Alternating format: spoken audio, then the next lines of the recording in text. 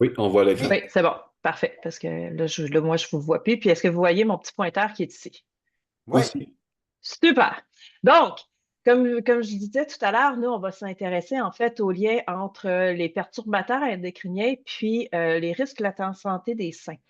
Mais juste pour commencer, dans un petit historique, quelles sont les évidences d'abord? Donc, quelles sont les évidences que mes slides vont changer? Voilà. Quelles sont les évidences d'abord qu'on a qu'il y a des causes environnementales, entre autres, pour le cancer? Là, ce que vous voyez ici présentement, c'est l'Amérique du Nord que vous voyez ici. Et dans le graphique, ce qu'on a ici, c'est les différents taux de cancer. Donc, on voit ici, par exemple, que au Canada, on est les septièmes dans le rang mondial par mortalité par cancer. Il y a environ 106 morts par cancer par 100 000 personnes par année. Et vous avez ici, bon, je m'excuse, la diapositive est en anglais, mais bon, la plupart des gens, vous allez être capables, je pense, de voir. Mais ce qu'on voit, c'est les principales causes, ben, types de cancer par lesquels les gens meurent. Donc, on voit qu'au Canada, c'est beaucoup le cancer du poumon, évidemment lié à la cigarette. On a aussi le cancer de l'estomac, le cancer du sein et le cancer du pancréas. Donc, quand on regarde de façon internationale, on s'intéresse à d'autres pays, puis si on regarde des taux de cancer relativement semblables, on voit déjà que d'un pays à l'autre, même si on a à peu près le même taux de cancer, le type de cancer est très différent. Par exemple, dans les Caraïbes, là, on va avoir encore du cancer de la fumée, mais vous voyez que le cancer de la prostate est rendu là. Si on s'en va peut-être un peu plus dans le coin de l'Asie, vous voyez qu'on a on a aussi encore là, différents types de cancers qui sont prévalents. Donc ça, c'est déjà, ça nous donne une petite indication que dépendamment de où est-ce qu'on se situe à travers le monde, ben, nos risques de développer un certain sous-type de cancer, ils sont différents, même si le cancer les taux de cancer sont à peu près les mêmes. Donc, la première question qui vient, ben, c'est pourquoi? Donc, évidemment, il y a certaines de ces différences-là qui peuvent être attribuées à des susceptibilités génétiques, c'est-à-dire que la population asiatique, par exemple, a probablement un pool génétique, donc un bagage génétique qui est différent, par exemple, de la population nord-américaine. Ça, c'est bien connu. Donc, il y a une partie de ça qui peut s'expliquer avec ça. Mais ce qu'on sait, c'est que les cancers qui sont purement génétiques, donc qui viennent de mutations transmises de façon génétique, ça représente à peu près 10% des cancers. Donc, il n'y a pas que ça. Il y a vraiment quelque chose d'autre qui fait que les gens sont plus susceptibles de développer le cancer et certains sous-types de cancer. Les premières grandes évidences que la génétique a peut-être un lien, mais que l'environnement en a encore un plus grand, sont venues en fait des études qu'on appelle les études de migration. Donc, il y a plusieurs années, les gens étaient relativement pas sédentaires, mais avaient moins tendance à émigrer dans d'autres pays qu'ils sont maintenant. Puis, ce qu'on a vu, en fait, c'est que les personnes qui migrent d'un pays où est-ce qu'il y a des taux de cancer plus élevés, par exemple pour un sous-type de cancer, adoptent ces risques de cancer-là pour ce sous-type-là. Donc, si je vous donne un exemple un peu plus concret, moi, je travaille sur le cancer du sein, donc mes principaux exemples vont venir de là.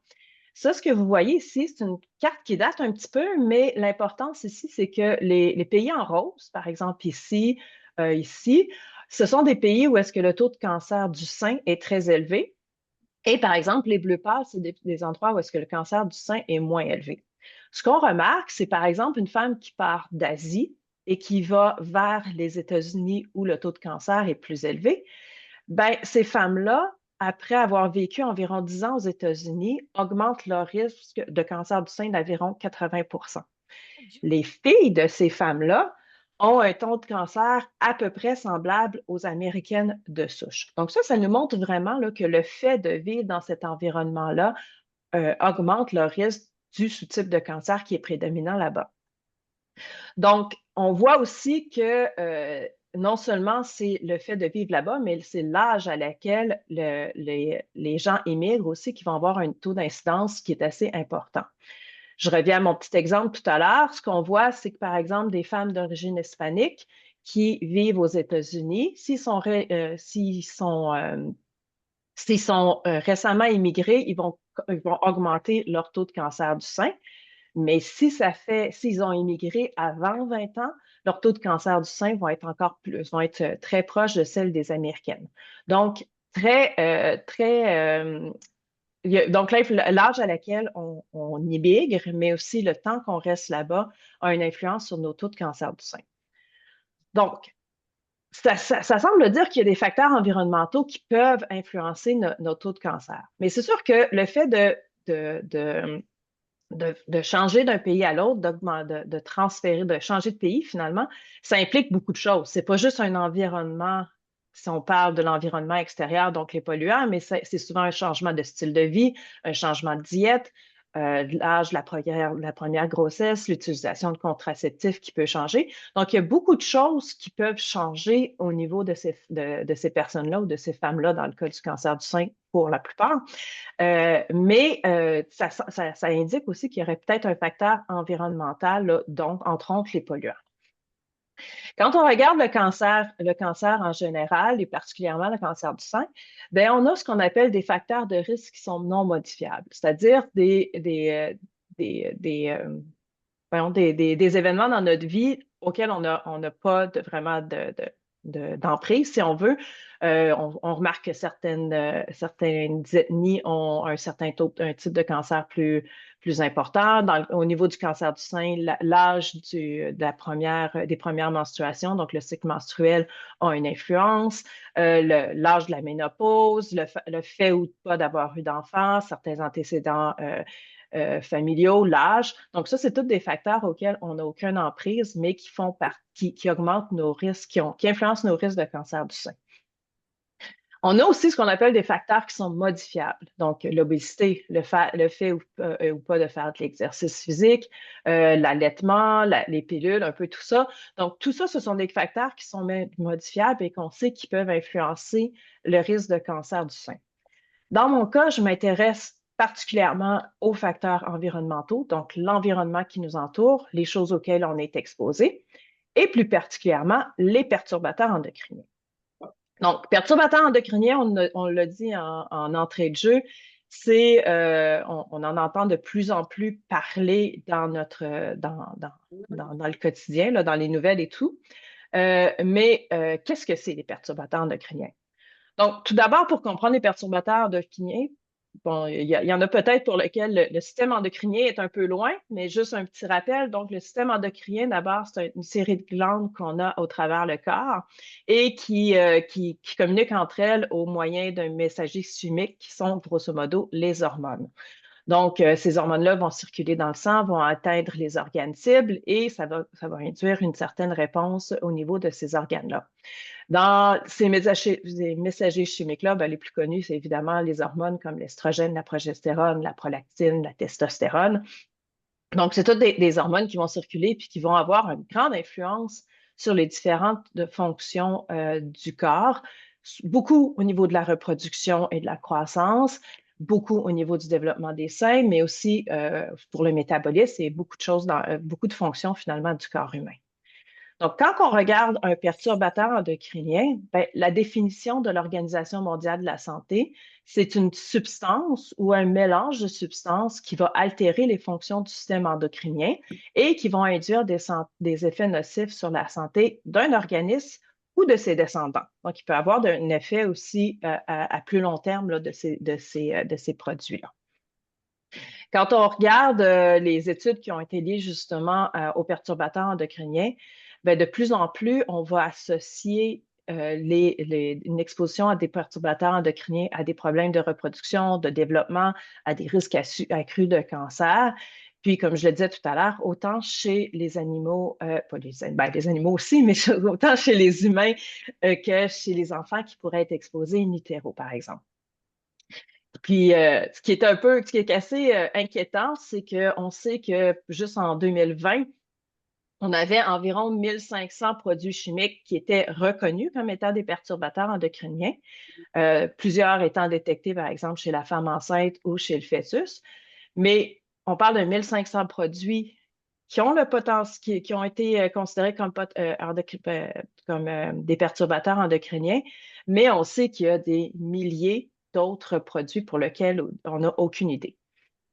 Les premières évidences, en fait, que perturber le système endocrinien peut avoir des effets sur le cancer du sein nous vient du cas du diéthylstilbestrol, ou le DES, qui est pas un polluant, mais qui était un estrogène synthétique qui a été prescrit à des millions de femmes, en fait, au début des années 40-70. Puis, c'est un estrogène synthétique qui était donné pour éviter les fausses couches. Non seulement on s'est rendu compte que ce médicament-là avait aucun effet bénéfique pour la grossesse, mais on s'est aussi rendu compte que les femmes qui avaient pris ce médicament-là pendant leur grossesse ont environ 1,5 fois plus de risque de développer le cancer du sein. Mais leurs filles qui ont été aussi exposées in utero, elles avaient 2 fois plus de risque de développer un cancer du sein. Donc, ce qui montrait que modifier le système endocrinien chez la femme enceinte et ou chez leurs filles pouvait augmenter de façon importante le cancer du sein. Depuis, il y a plusieurs études qui ont démontré ce lien-là et avec différents perturbateurs endocriniens, bisphénol A, qui est un perturbateur endocrinien quand même assez bien connu, des phtalates, des retardateurs de flamme, des parabènes, les fameux aussi PFOA ou les agents perfluorochloraires.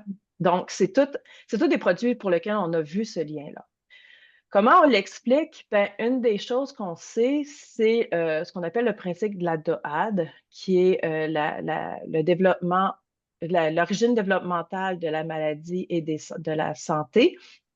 Puis ce que ça nous dit, c'est que tout ce qui arrive au moment de la grossesse a une influence sur notre santé beaucoup plus tard à la vie adulte. Donc, l'idée ici, c'est que plusieurs des maladies chroniques, les maladies cardiovasculaires, le diabète de type 2, les cancers, l'obésité, peuvent prendre naissance dès le départ au niveau de la vie fœtale. C'est la même chose pour les perturbateurs endocriniens. Ce qu'on voit, c'est que une exposition à certains perturbateurs endocriniens peuvent influencer la santé beaucoup plus tard. Puis ce qu'il ne faut pas oublier aussi, c'est que quand une femme enceinte est exposée à différents produits ou à un stress, ben, en fait, la femme va être exposée. Plusieurs de ces produits-là vont passer à travers la barrière placentaire. Donc, le fœtus va être aussi exposé. Mais ce fœtus-là est aussi en train de produire ses gamètes pour éventuellement se reproduire aussi plus tard dans sa vie. Donc, on a finalement 3 générations qui sont exposées et pour lesquelles on peut voir des conséquences à plus long terme. Donc, pourquoi cette période périnatale, donc autour de la vie, est si importante? Bien, souvent, ce qu'on sait, c'est qu'au niveau de la vie fœtale ou des premiers stades de vie, le bébé en développement, finalement, va encoder beaucoup de choses dans son ADN, donc va avoir une période de programmation assez intense. Donc, je le compare souvent à un ordinateur que vous venez d'acheter. Vous allez mettre beaucoup de logiciels, vous allez entrer dans votre programmation, dans votre disque dur, beaucoup de logiciels, mais ces logiciels-là, vous en servirez peut-être pas tout de suite, ou s'il y a un virus qui embarque dedans, bien, plus tard, votre programmation va être désorganisée, puis votre logiciel, il ne fonctionnera plus. Ici, c'est un peu le même système. Tout ce qui est encodé au niveau des premières stades de vie, on ne s'en sert pas nécessairement tout de suite, mais ça peut avoir un effet plus tard dans la vie, au niveau de notre vie adulte. Si on regarde le sein ou la glande mammaire, c'est un organe qui est un peu différent des autres. En fait, la plupart des organes, ils vont être bien formés au moment de la naissance. Ce n'est pas le cas de la glande mammaire. La glande mammaire ou le sein va commencer à se former au niveau de la vie fœtale, mais c'est surtout, il va rester relativement stable au niveau des premières années de vie chez la petite fille. Mais comme la plupart d'entre vous savez bien, c'est au moment de la puberté où est-ce qu'on va avoir les estrogènes, la progestérone, que le sein va se développer. Au long de la vie adulte, la femme va subir des cycles. En même temps que le cycle menstruel, le sein va pouvoir se remodeler pour se préparer à une éventuelle grossesse. Au moment de la grossesse, on a une autre différenciation de notre glande mammaire pour justement pouvoir devenir fonctionnelle et produire le sein, le lait. Puis, tout au long de la lactation, on a encore des changements qui sont liés aux hormones. Puis, évidemment, lors de la ménopause, on a encore un remodelage du sein. Donc, au niveau de la glande mammaire, on considère que les premiers stades de vie, tout comme pour les autres organes, ils sont sensibles, sont une fenêtre de sensibilité comme pour les autres organes selon la DOAD. Mais on va extensionner cette période de sensibilité-là jusqu'à la puberté parce un grand développement de la glande mammaire va se dérouler à la puberté, mais aussi à la grossesse parce que là, on a un autre remodelage. Donc, au niveau de la glande mammaire ou du sein, c'est un organe qui est particulièrement sensible aux changements hormonaux, ce qui fait que ça rend cet organe particulièrement sensible aux dérèglements hormonaux et donc aux perturbateurs endocriniens.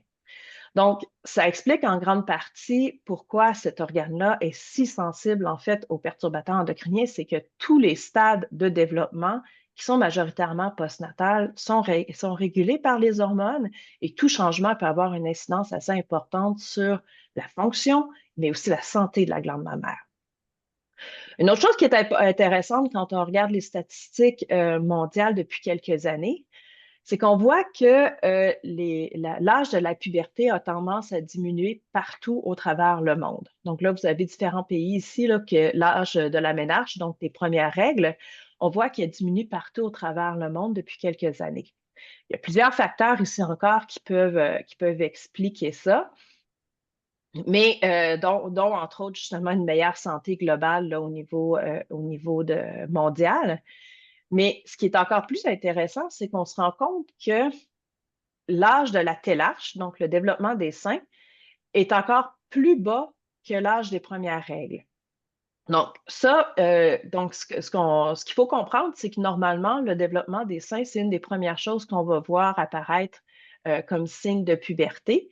Et en général, on peut compter environ 2 ans entre le premier développement des seins et les premières règles chez les filles. Ce qu'on se rend compte depuis quelques années, c'est que les premières règles sont plus tôt qu'elles étaient, mais cet écart de 2 ans-là, en fait, s'est rapetissé aussi entre l'apparition des seins et l'apparition des premières règles. Donc, ce que ça nous dit, en fait, c'est que ce que ça suggère, en fait, c'est qu'il y a probablement un apport exogène d'estrogène. Donc, le développement des seins est hautement régulé normalement par les premières vagues d'estrogène qui viennent de la mise en place des ovaires et du cycle menstruel. Mais en fait, ce que ça semble suggérer, c'est qu'il y aurait une exposition à des estrogènes plus précoces qui pourraient justement apporter ce développement des seins-là plus précoce et même avant la mise en place du cycle estrogène ovarien. Et ça, ben, en fait, c'est quelque chose qu'on a vu en laboratoire. C'est un grand tableau ici là, que je vous montre. Mais en fait, ce que vous avez ici, c'est une liste de différents perturbateurs endocriniens et d'études qui ont été faites majoritairement en laboratoire là, chez des animaux de laboratoire, mais certaines aussi viennent avec viennent d'études chez l'humain. Et je vous prends juste quelques exemples où est-ce que là, on voit par exemple que bon, notre BPA ici va amener une puberté plus précoce, même chose pour le DTT, même chose pour les PBDE, là, qui sont des retardateurs de flamme.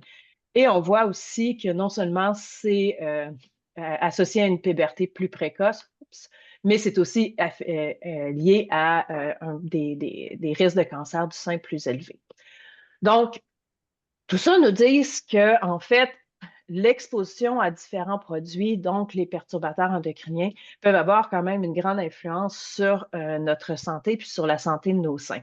Pourquoi régime, nourriture? Oups. Puis quand on regarde, en fait, les perturbateurs endocriniens, ben, contrairement à la plupart des polluants, c'est une grande famille qui est très, très, très hétérogènes, c'est-à-dire que les perturbateurs endocriniens, c'est pas des pesticides, c'est pas des cosmétiques, c'est pas des produits ménagers, ils se retrouvent dans tout ça. Donc, c'est des produits qui vont être ajoutés dans différents produits du quotidien pour, entre autres, retarder les flammes, pour ajouter, ben, il y a certains pesticides qui le sont. On va en trouver dans certains produits cosmétiques, comme agent liant, entre autres. Ça va être aussi des produits qu'on va retrouver, par exemple, dans les plastiques. Donc, c'est des produits qu'on va retrouver dans plusieurs objets du quotidien, donc auxquels on est exposé à tous les jours. Une des choses qui nous préoccupe dans mon laboratoire, c'est est-ce que certaines populations, entre autres, sont plus exposées à certains perturbateurs endocriniens et ce qui pourrait augmenter le risque de cancer du sein ou justement de développement anormal de la glande mammaire chez ces populations-là. Une des populations qu'on étudie, entre autres, c'est les esthéticiennes. Quand on sait que, par exemple, il y a beaucoup de perturbateurs endocriniens dans les produits cosmétiques, dans les produits pour les cheveux, non seulement ces femmes-là sont exposées à tous les jours à ces produits-là, mais elles sont exposées à une variété de produits cosmétiques. Et on sait que dépendamment aussi de l'ethnicité, ben, il y a certains produits qui vont être favorisés, par exemple, chez les femmes noires, qui ne sont pas nécessairement utilisés chez les femmes blanches par exemple, des produits défrisants et des choses comme ça. Donc, est-ce que ces femmes-là ont un taux de cancer du sein ou des risques d'avoir des problèmes de reproduction ou de cancer du sein plus élevés que les autres femmes? C'est le genre de questions qu'on se pose dans mon laboratoire. On peut penser aussi aux pesticides. Quand on regarde les études sur les pesticides, il y a beaucoup de liens il y a beaucoup d'études qui font le lien entre la fertilité des agriculteurs et les expositions aux pesticides. On sait que chez les agriculteurs, plusieurs pesticides qui sont des perturbateurs endocriniens, comme les organoses phosphorés, ont un effet sur la fertilité des hommes. Donc, sont généralement, évidemment, associés à une baisse de fertilité. Par contre, si on regarde les agricultrices, on a très, très peu d'études qui ont été faites chez ces femmes-là. Mais non seulement on a des agricultrices, mais on sait que souvent, ben, les agriculteurs, les agricultrices vont demeurer, leur maison va être très près de leur champ, finalement. Est-ce que l'utilisation de pesticides dans ces champs-là peut affecter la santé des femmes qui vivent sur la ferme ou des agricultrices en question? Il n'y a pas beaucoup d'études qui sont faites là-dessus. Dernière chose, on sait aussi que dans les produits ménagers, par exemple, il y a aussi beaucoup, beaucoup de perturbateurs endocriniens, que ce soit au niveau des produits en tant que tels ou des emballages.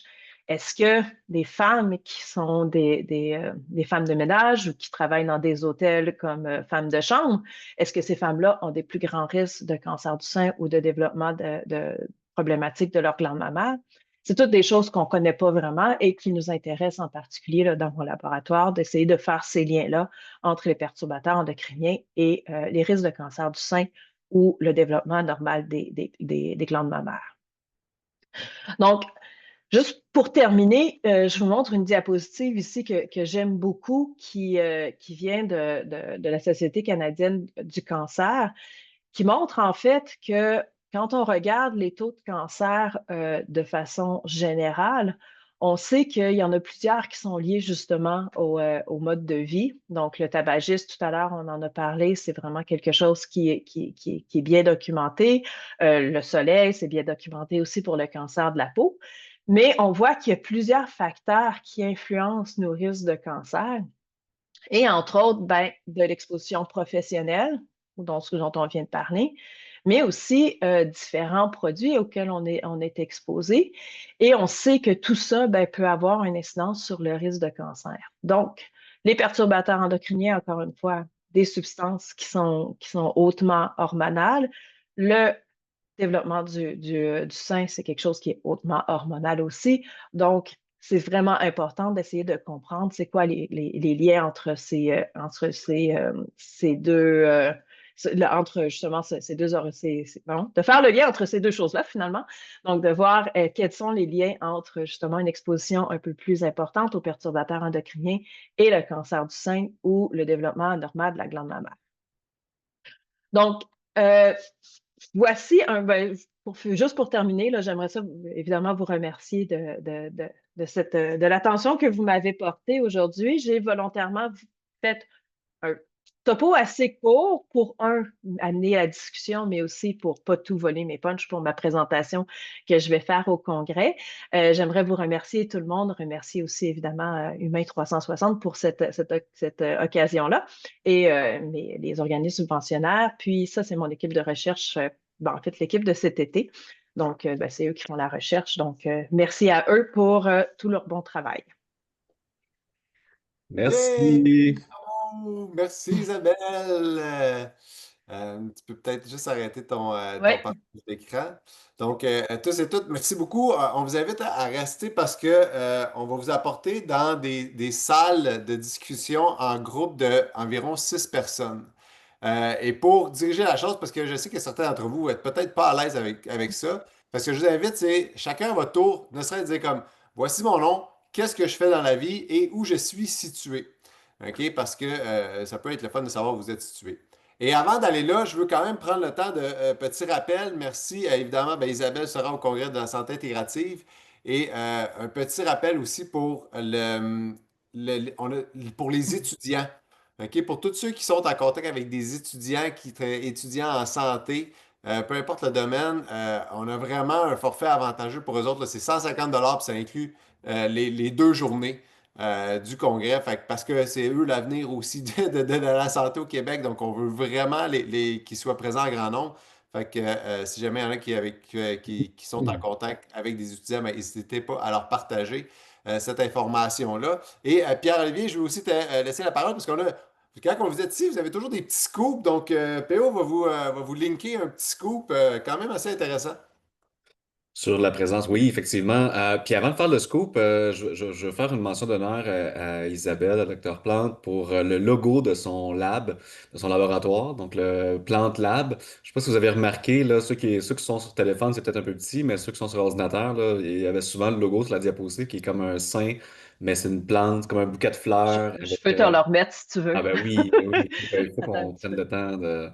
On voit Euh, l'effort graphique de graphisme, mais surtout toute la cohérence avec Plante aussi. Je trouvais oui, ça, je trouvais attends un ça, petit peu, là, je vais essayer. Faut que je revienne à la première diapo. Où est-ce qu'il est? Ben, en fait, il est sur toutes les diapos, mais on il le est voit présent mieux partout. Ouais. on le voit mieux sur la première. Voilà. C'est souvent ça, les logos, on pense le comprendre la première vue, mais quand on se met à analyser un peu plus, puis là, on voit toute la richesse. Tiens, tu le vois là. Le partage d'écran, Ah, je sais pas. excuse-moi. Ici, partager. Là. Ouais, à droite, Ben, plante. juste ici. Donc, on voit un sein végétal.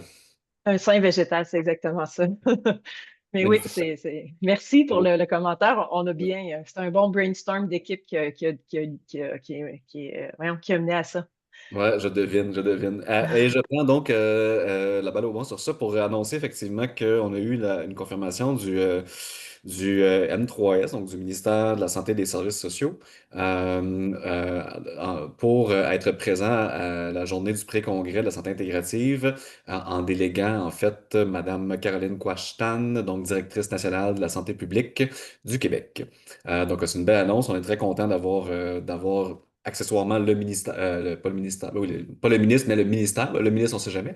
Mais en tout cas, le ministère de la Santé. Et ça prouve en fait que tranquillement, des pas qui se font dans la bonne direction pour que, pour que le ministère de la Santé parle de santé et qu'on construise de la santé, qu'on ne soit pas seulement dans la gestion de la maladie, même si les dernières semaines avec la loi 2 ont laissé un petit doute planer sur l'orientation gestion de maladie versus promotion de la santé. Mais bon, je passe là-dessus. Et donc, Caroline Quashtan va s'ajouter à différentes personnes là, dans un panel de discussion au Québec. Donc, Antoine Wong, qui est dans un GMFU à Montréal, Michel Lucas, qui est professeur titulaire à l'Université Laval en nutrition, médecin et nutrition, Chantal Lévesque, qui a passé sa vie là, à parler de santé intégrative et qui enseigne à l'Université de Montréal aussi dans le domaine.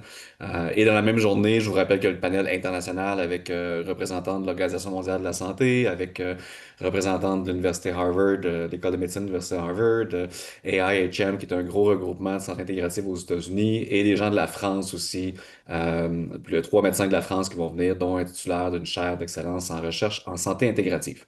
Donc, tout ça pour dire que c'est une belle journée avant même de commencer le congrès qui est encore plus le fun. Fait que sur ça, Jean-Christophe, je te laisse le contrôle. Ouais, donc attention, vous allez tous disparaître dans des salles, donc je vous invite à créer des connexions, de partager vos connaissances, et ensuite on va revenir à la fin là, juste pour bien finir ça. Donc attention, 1, 2, 3, vous disparaissez.